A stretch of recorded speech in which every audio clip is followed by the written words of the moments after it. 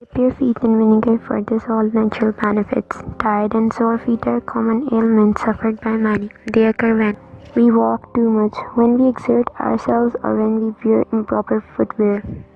This video will discuss how to treat foot issue with vinegar, as well as how to make a vinegar foot soak that will relieve the feet of such troubles. Before beginning, it is important to note that these methods should not be used by someone who has diabetes, as complications can occur. Any foot issue should be cared for by that person's medical treatment to ensure their safety.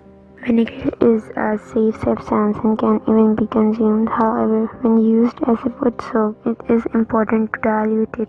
To make the soak, 1 part vinegar to 2 part water. The soak will be strong smelling at first, and essential oils can be added to the mixture to change the smell. Research has found that vinegar has antifungal properties that help to cleanse the foot.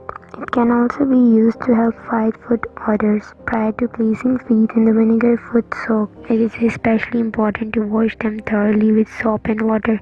Soaking feet in a vinegar foot soak can also help to treat, neutralize, and cure athlete's foot, which is a fungal infection that affects the toes and foot. The vinegar can also help to treat toenail fungus for the same reason. Dry and cracked feet can also benefit from this soak. For this soak, use cool water since hot water tends to dry out the skin more. Also, after soaking the feet, be sure to put on cotton socks in order for the feet to breathe. Vinegar can even treat warts and calluses on the feet because of its exfoliating properties. After using the vinegar soak, use a foot file to rid your feet of any rough skin. In a more concentrated treatment, vinegar can be added directly to the troubled areas on the feet with a cotton ball.